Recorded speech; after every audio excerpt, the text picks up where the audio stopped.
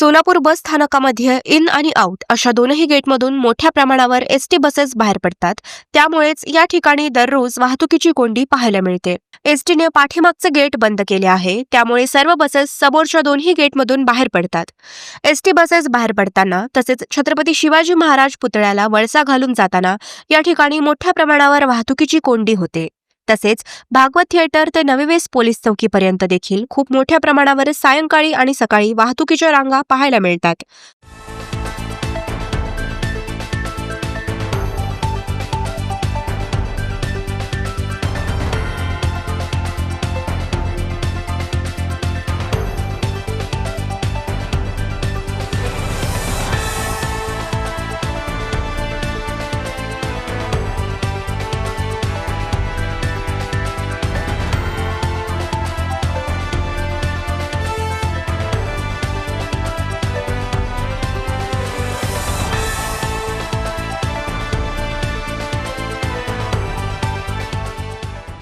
आता दिवाळी सणानिमित्त सोलापुरात विविध प्रकारचे साहित्य खरेदीसाठी इतर जिल्ह्यातील नागरिक मोठ्या प्रमाणावर वाहने घेऊन सोलापूर शहरात येत आहेत. त्यामुळे इथून पुढे किमान 8 दिवस खूप मोठी वाहतुकीची गर्दी होणार आहे.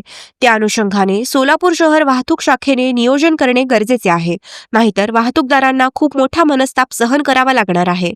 पोलीस आयुक्त एम राजकुमार यांना या बाबीची कल्पना दिल्यानंतर त्यांनी आम्ही ट्रॅफिक प्लॅन तयार करीत असल्याचे सांगितले.